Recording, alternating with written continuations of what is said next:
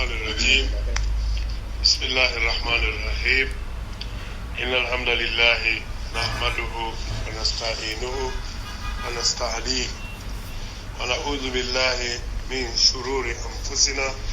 وسيئات أعمالنا من يهده الله فهو المهتدي ومن يضلل فلا هادي له وأشهد أن لا إله إلا الله وحده لا شريك له وأشهد أن محمدا عبده ورسوله أما بعد عباد الله اعلموا أن أصدق الحديث كتاب الله وخير الهدي هدي محمد صلى الله عليه وسلم شر الأمور محدثاتها وكل محدثة بدعة وكل بدعة ضلالة أشارنا الله تعالى من البدع آمين. قال الله تعالى يا أيها الناس اتقوا ربكم الذي خلقكم من نفس واحدة وخلق منها زوجها وبث منهما رجالا كثيرا ونساء فاتقوا الله الذي تساءلون به والأرحام إن الله كان عليكم رقيبا. يا أيها الذين آمنوا اتقوا الله وقولوا قولا سديدا يصلح لكم أعمالكم ويغفر لكم ذنوبكم ومن يطع الله ورسوله فقد فاز فوزا عظيما. يا أيها الذين آمنوا اتقوا الله حق تقاته ولا تموتون إلا وأنتم مسلمون. مالي مسلمون لهم بكونتيني لنا تفسير لما سورة المائدة كنا آية تنين سبب من آية بي سبب سبب من تا دي ولا بعنا كان وآية بي سبب سبب ولا بعنا من نين وفنان تيترمو كو حدو ببويلا له سوتيلوما من ببويلا مهول كان دي لفعل لمتيلا نين إتوبيتا جنة البي متلا آية بولا فلا كوني إتوبيتا جنة البي متلا ayo be ayo koko haddo se boyima wala asla wala ngafo ngo ikakanne ritaria sariyang bola hanjanin diya mo men na mo fata no diyata sariyang banta bon mum kilinti afla nyo mo men na mo men na mo fara no fana nga fanna sagi alama sarengo banta ka fanna sagi janna alba mutala woni ayul muyit akoko illa alladhina tabu min qabli an taqdiru alayhim fa'lamu anna allaha ghafurur rahim. Mario Muhammad Amin Zabi sababu ko malamini Saudia kitabu safe ala la sifatu merbe ayo la banga droma kitabu kile safe o male ni ko ni ala nata yankatoti siyaman babala inna allah azizun hakim nana ta hinnego inno dum fanantati ghafurur rahim o dole jijante munna mo ko kurati ngaro kala ga fanna sagi ali yata mai alo woni hinno ni woni dulu gafuru ni hinno sebe wala nata gafuru rahim tiya arabu villageois do ashara ko wala ni mala bala mal rano ke trasanna aba karanna ako as-sariqu was-sariqat min al-ayyul malim bant السارق والسارقة فاقطعوا أيديهما لكالا على ما كو إن الله غفور رحيم أكو no كو كما لو نافع لك كتاب كويس بيجي من كرنته كو أبو لو تيجي هذا بس يوم إن الله إن الله أكو بيجي كتاب فو كو تجانا كو إنت لك يا بنوكي كو إن الله عزيز حكيم kawa ko silan ko to jala ko ta jomo wi ta ga jasba to bo biata bon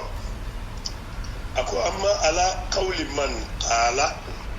innaha fi ahli ash-shirk fa zahir mo ben ko ayatul hiraba yinjita flanka volulma ni wol ko ni atubita adunta muslime yato kalon ko be nan dinne munna Allah kila ko sallallahu alaihi wasallam ko al-islam yajubbu ma qabla ya tijaru woke ni dum tabi silma ta asabe bo ado abe min to sile mo me mo mislimo ti wo su te baro ke a kuma bana nanya wa amma al muharibun al muslimun mislimo men be bola mo hunto kata boy mo hol kan am hol sunya bolu fana me kito dum meti parce que wol mislimo ya kito bolu kanne ako fa idha tabu qabla al qudrati alayhim ni tubi tajannin albe nolila fa innahu yasqutu anhum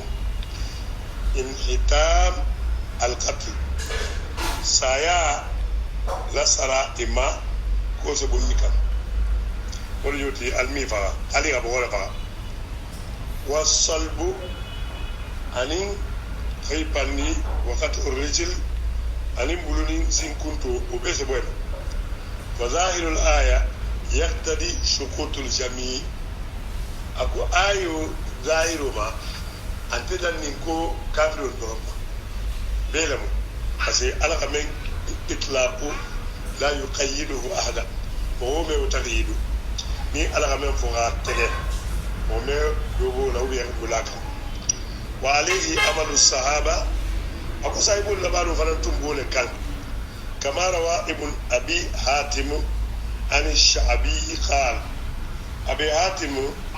كان في الله شعبي ماكو كان حارثة بن بدر التميمي حارثة بن بدر التميمي فرتله من أهل البصرة بصرة كان كلم هو من صوت بصرة الباب لما مكو بصرة بس نون على كابيتال سبعة تبيه بصرة كوفة حجاز مكة ولو تمو كابيتال بامالون نيجي faran arabul la puissance la benone ila commerce la lo denone wa kana qad afsada fil ardi wa haraba atramara tijaro ke amolu kele fakallama rijalan min quraish min minhum al-hasan bin ali ana tala quraish ke ba dolu awolu kuma nyoya ali din hasan bato علي ابن عباس علي عبد الله بن جعفر فكلموا عليا وتكتت علي لتم خليفة المؤمنين أمير المؤمنين فكلموا عليا علي كما نغيا على كوما كابتا فالنساقي فيه على كوتو فلم يؤمنوا علي أمال لا مانيا كوكومبا فتامي de la intervention que j'avais avancé فأتى سعيد بن قيس الحمداني سعيد بن خمس هنا أتى مسيره قيس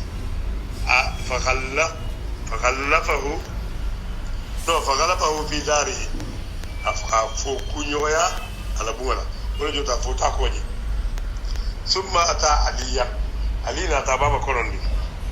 فقال أكو يا أمير المؤمنين ite mu'minullah ya tongo ara aita nti baruba man haraba Allah wa rasulahu mu'minna ala la kilaki wa sa'a fil ardi fasada atiyaro gedu kuluka fakara hatta balaga ila aga karan hasiringo illa alladhina tabu min qabli an taqdiru alayhim akul foni men tubita janna lubulo be lalaka tali le jalla ay woni ami yintu bitale bulo malaka qala fa kataba lahu amanan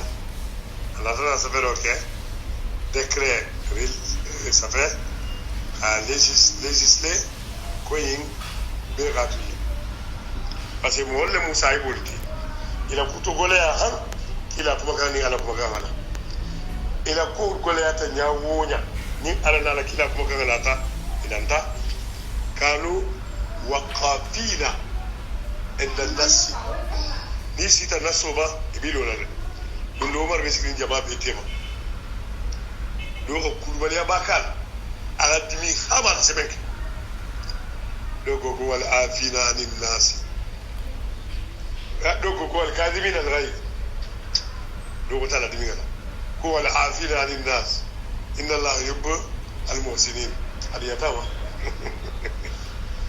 إدمين تجاوجا نيغال غرانو فيه ياكي لا كما كم فيه إذا تا ونين تلا بيمول كما تكلمت بيني على فغنين كلا كما كم فيه تلا ميلا إلميت no كانتو كلا إتلا مي يقوم فغتي بيتو يبي تلا كلا هم يحاربون الله ورسوله mo ko ko ala ko tan kila ko tan ki kan tambala mo kala yere wala fulo kala ima woti kala ala la kila yere wala kala ala ala ko la tarfa'u aswatakum fawqa sawti an-nabi ni ko to mun ki kila ko ka fota jamme kuma ti yani kila la baro ka fota jamme bara ko tan ti kila la batu fota jamme batu tan ti be dan najele men makawa ate mo wolu la dari bi bulla la dari da mutu wuri ba kono ko Allah ya abudullah illa bima shara'a ko kana albatu fo ibula tamenna fo ala na kila ibula men riyamal men ko bila dari kono ko man kana albatu fi ayi ibada hatta ta'lam hukum Allah fi ko ay da na kito lamatu ikara mo walde be ko kala bi don ne be ko kala ibe fidawul kala ibe salagul mabola ibe mawludul kala be ke ibi mire la ala hakki iko na kitabu ka ta folo hala banga akira abako na anta abal ko no ko anta ko ira mawludul kitabu juma je na kitabu ko ba mawludul nabi ami ati ko mawludul gunda ati kila diati nyawo ya sabadi galla kila diati nyawo ya sabba saibulla adiati nyawo ya sabba ala bungul fala ala saibulla ubi afala akili no make ikibe malikila majabu kono malik make itabe jon ko sile ibe setan lako no ibe setan lako ita lako inda la kila ko ta saibul inde bisil bol falanko ni gafo ase mol toro bari men da timin ko beti ite ki fan toro ba to benna iki le budul bato iki le solo sino otinya ya ta galo ala nyakoto ala ki meni ka ko imenje fito ndela hilo ala ko lu fa denti ye ala te fallo ala na kila la hilo ala na kila hilo ala asabe ke budoti ko do ta ata e perdi le budula e perdi le solo sino ala e isa ki ta ko pe one la sama to kulu ala mbe kislo voilà ako fa innahu yasqut عنهم الانتهام القتل والصلب وقتله وظاهر الآية يقتضي سقوط الجميع وعليه عمل الصحابة متوفنوا صاحبوا لنا كتب مولما هنسيتا عليلا إسواريما فكتب له أمانا ليس سنبو أفهم أغتيارو من كابانتا التوبة شوف ما قبله على توبة وتابو قال سعيد بن قيس فإنه حارثة بن بدر مؤمن نين جالكو فلكو حارثة بن بدر لم وكذا رواه ابن جرير فلنمونا في الله وروى ابن جرير عن عامر الشعبي قال جاء رجل من مراد إلى أبي موسى وهو على الكوفة وتاجه إمين ينفرنا مكة كوفة بصرة voilà ila satibal tramolot ko tuma be kufa fi imarat Uthman bin Affan imbaran kata Uthman la imaral to yani ali tabe kala yinketa alama saya iyo ni rabe amir muslimon la dina pumo bada ma salla al maktuba momenna akuralingo farlo salla isapo memma maktuba farlo faqala ko يا أبا موسى إتي موسى هذا مقام الآئذ بك أكون مغلق لوري نياكوتو من بي تنغريني إلا أنا فلان بن فلاني أكون تمو ماري سالتي المرادي من متا مراد فاميلي موتي وإني كنت حاربت الله أداتا إسافور ما أنجلي كانت confesso أغيلو على بارولا كنت ترانسي على نالا كيلا كيرلي وسعيت في الأرض فسادا نترانسي سوتي يا فلانك وإني تبت من قبل أن تقدروا علي يا هل كادر لميتي وفي أغاني موكرو لميتي القرآن كله كمينة ولكم نو ناتي لفابر ما سو براتيكل أكو nde mu holati men na fa na sagi janna lube mutala ibata me faqaba abu musa faqala abu musa da tawli wala tusile wa fi galo ako inna hadha fulan ibn fulan kuma ni salamin de mali sadingo wa innahu kana haraba allah wa rasuluhu atramba tara na kila kale wa sa'a fil ardi fasadan a tilaro ke duguloka wa innahu taba min qabl an taqdiru an naqdira alayhi abata fanna sagi jannim bulo be la kan faman laqiyahu akum uwumo ni la benta fala ya'rid lahu illa bi khairin ikara fi kala fo hero fa in yaku sadiqan akubar kona to nyalamu ala tugoma fasabilu man sadaqa asana to nyaawo ala tugo to nyaso na fasu wa in yaku kadiban barna fanyale abe mo manene la tudrikuhu dhunubuhu ala junubu musaba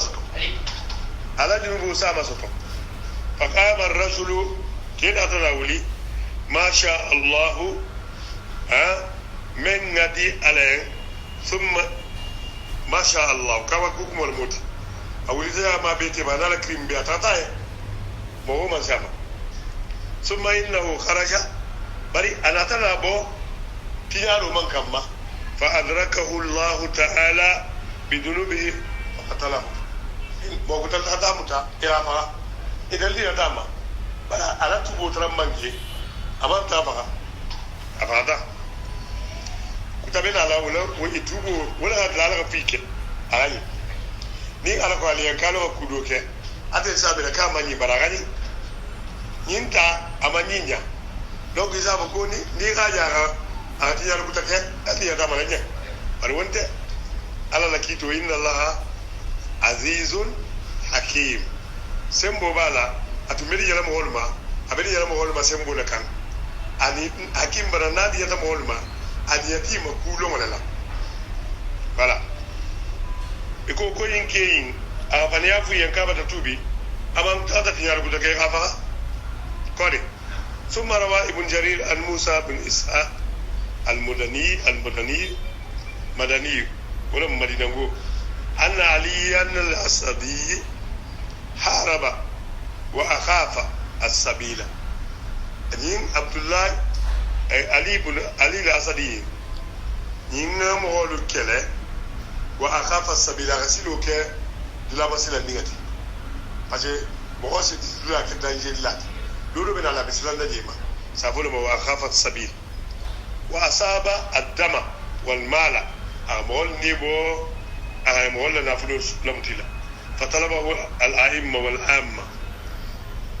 المامو لسلم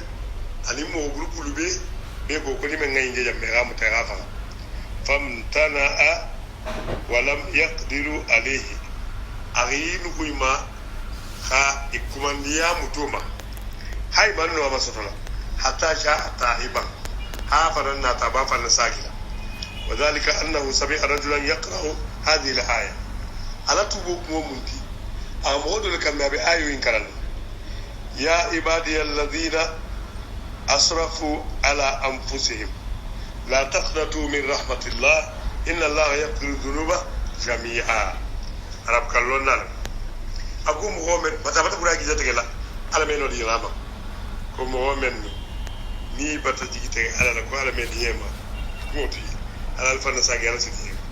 al asjunu be bole kaba gayme ako innahu wal ghafurur rahim ala taghfurur rahim banti parce que hinno ba ko wala bata fodi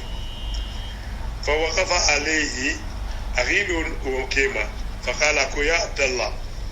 ita abdullah ay qira'ataha ko yara men karante saga boba fa أعادها عليه ساقطا كرناي فغمد سيفه فهو أبلا أفنغو كنا الله كنا ثم جاء تائبا ana tana parce que arabo ni men nali fanga be bulu isalo kibe na ko bulu mais ni men na fa ba la ko no isalo kini ku kuntana فجاء ثم جاء تائبا على طافا ساجلا حتى قدم المدينة من السهر هانا تا مدينة سغور تمتمو هانا تا مدينة سغور تمتمو أنا تا مدينة سغور تمتمو فاغتسل أريكو ثم أتى مسجد رسول الله أنا تكيل على مسجد فصلى الصبح على صبح وصلى يعني نبرة سوردوم صبح ولا بلا على صبح وصلى ثم قعد إلى أبي هريرة في رمال أصحابه أريس أبي هريرة بس بيقول تقول فجر سلولا يجلس كده لك الهريرة كان يقول تيما كين يقول كلام donc أبي هريرة ترى الجروب يسير أريس كده بربا بلا سالي هذه دمنا لو يبان كوي كلا يبان لما هنا تقدر زمان كوفيا سيرا بيم إيمان كلا بافلا فلما أسفروا مهمنا دولا جيتا عرفه الناس مول غال فقاموا إليه إلى تولكي بتعالى أمتلا فقال أكو لا سبيل لكم علي قال سيدان جمع ولجوتي أدروا تغم متبتو أي مولا أدروا تغم متبتو ألي كتاب من كرر لوجا ولا خافوا أكو فإني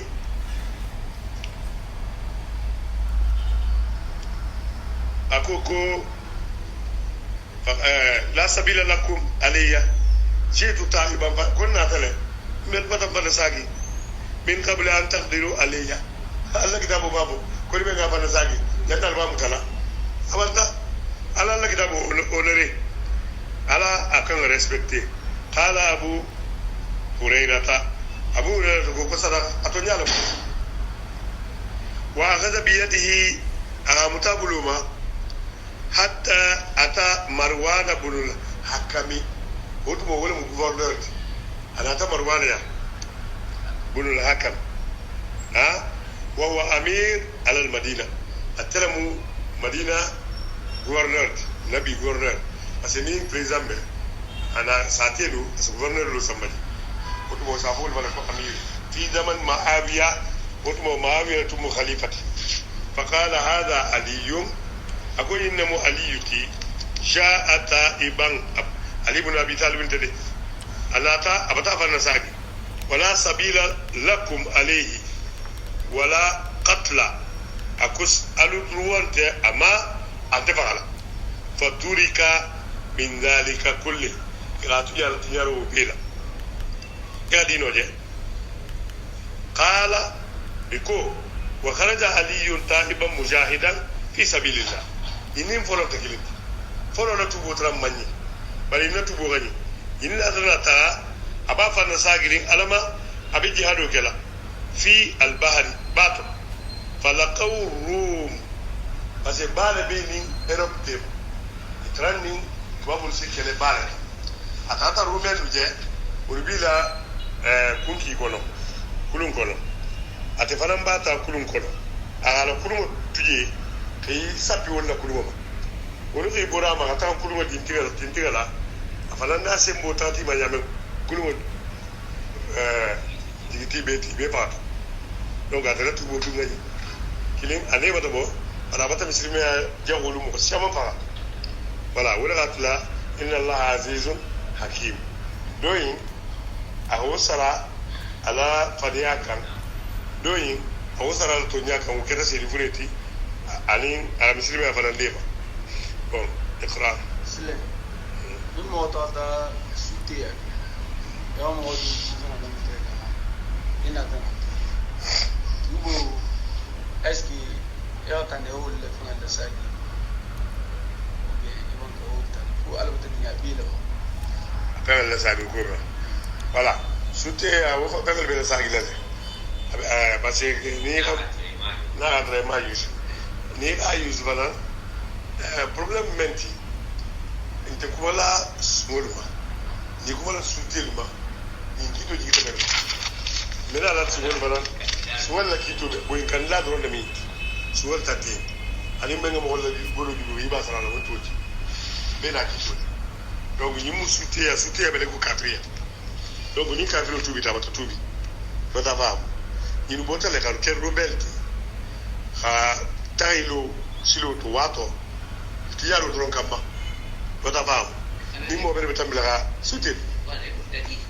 dadi su mo tra wala mo donc wala kito ni si wo simple la kito tekle ni wala tubi ta silen wololbe tuladi mais ayo ina akristo men beta mita ama boko saibolu ki demande ki même ta ko sadi voilà donc nous in histoire fulu sabo imbe keta kila ko male fola fa rasidin lu fa do keta bul be tabirigo ma wiatu mo mais la atra nu il nyamala sadi la nu sa fon ko to wal grand tramba digla na ni se kana sokot mais ni mbe kala to mais roba to manjigla donc il bala sadi mais be suté to ronne ma ante godi ma tapale ya mo holu tama zona que le siamo na ni yo voilà donc suodu asodu sunya alo ne yo équipe de client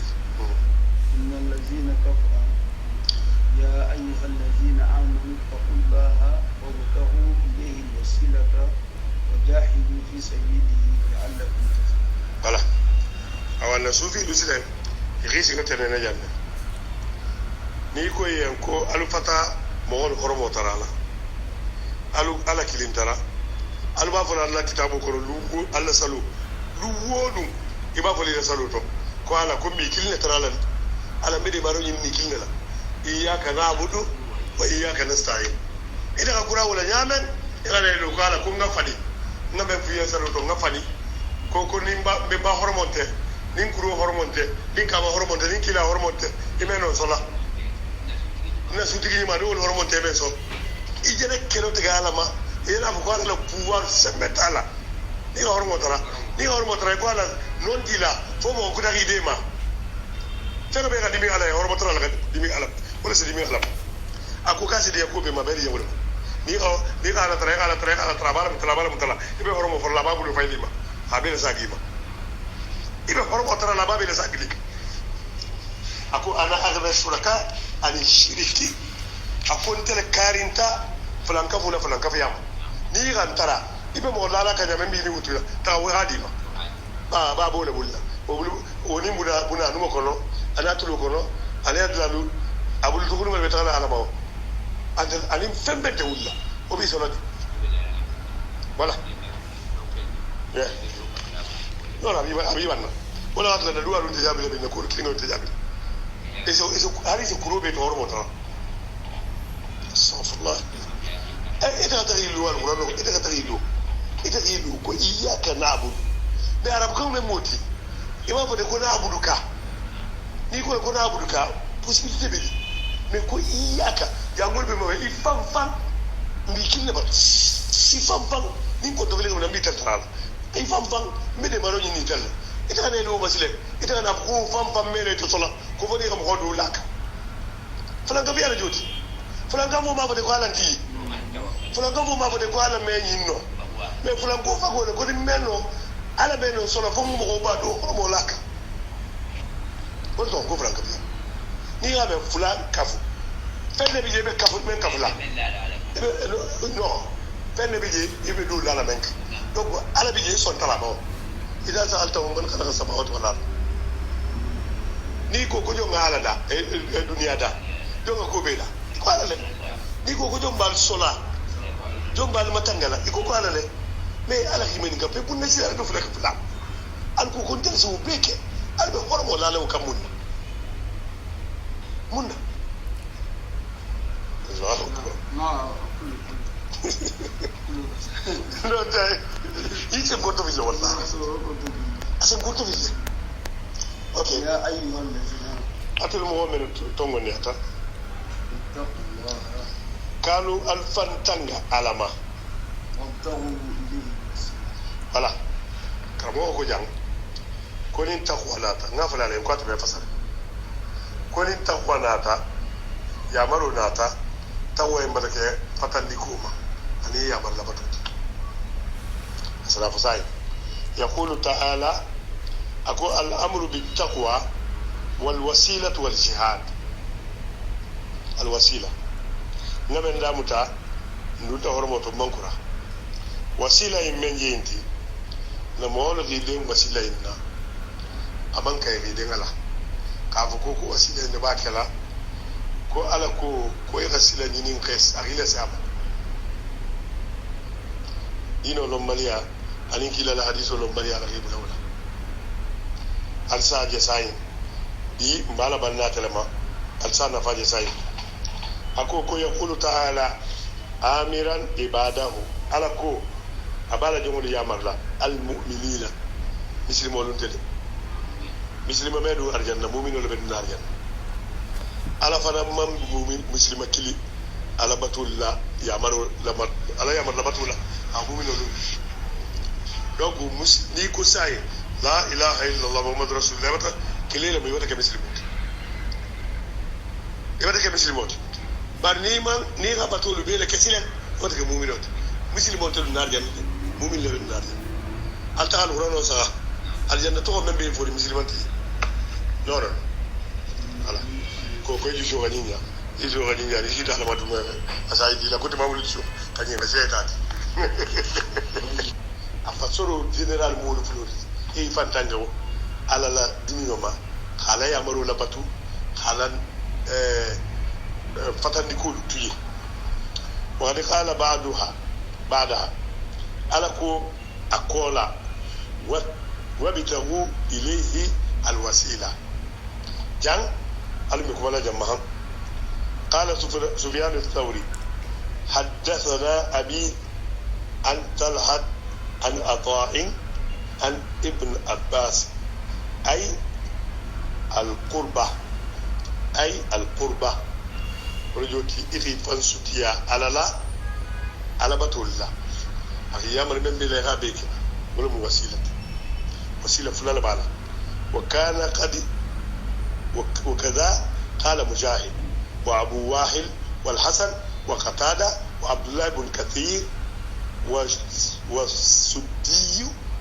وابن زيد وغير واحد يرمن بي مدانته na tafsir lon la balul minti ni be wala fo ko ri fan sutiya ala la yimte mo dun ni ala tele wa qala qatada ko ay taqarrabu ay bataje ila ilayhi bi ta'atihi wal amal bima yurdihi ikani denke ba ko to dole ko ila siyalama atebe few amebe qalu sutiya ala la hadhihi da'watu tamma wadano yintigo amarigo was-salatu al-qa'ima alisalu men yerelalo o marigi ati muhammadan al-wasila ko wasila titri men nafota ali muhammad wal fadila alimti samanta men bu kono wa ba'athahu maqaman mahmuda akoy ka aso dingira men mo kon kanuri ika fa to wala ta nyame mahmud fato dobe sufi fato dobe el sudan agala mo million ko benki la ko ala ga to fa la qur'an ko asa yaba zagara buka makaba mahmuda wallahi ibo ko le sabai ko ala ka ta to fa ta qur'an ko makaba mahmuda alladhi wa'atahu ko dingira men atone mahmud ila la idmenna illa halat lahu ash-shafa'a yawm al-qiyamah kufala kanjuru hada haytike al-kamal musi afanam ilma ko ibla la farna to me al-kamal usri kadi fanam be sunna skatiya sunna tanya sunna likiya kanjuru wa fi sahih muslim ya wasi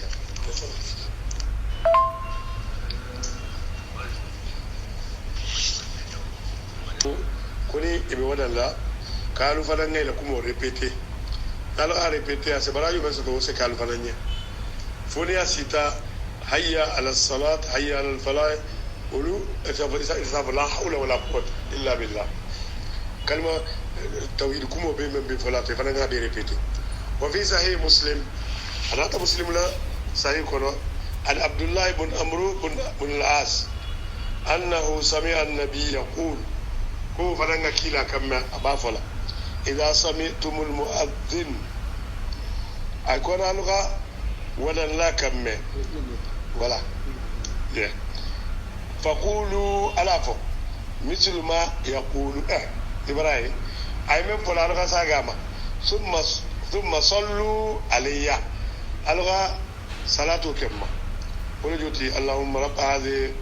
الدعوة التامة آتي محمد الوسيلة والفضيلة وبعثه مقام محمود الذي وعدته انت فإنك لا تخلف الميعاد ومبدالة وانت أمنا فإنه من صلى علي أكون من صلوا كنت كلاما صلاة صلي كنيا كلنا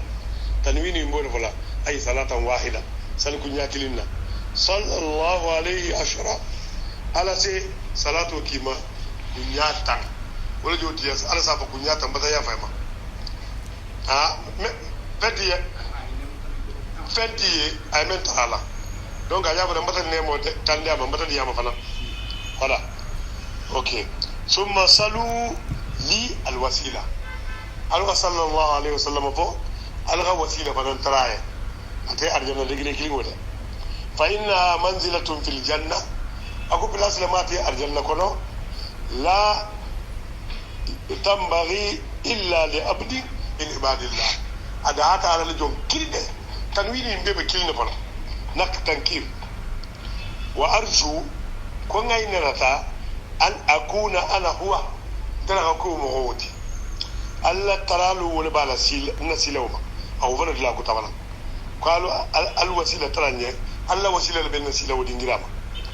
faman sa'ala li al wasila ni men ngo taranye halat lahu shafa'a nakanjuro batadaha atigoye وقوله أكرم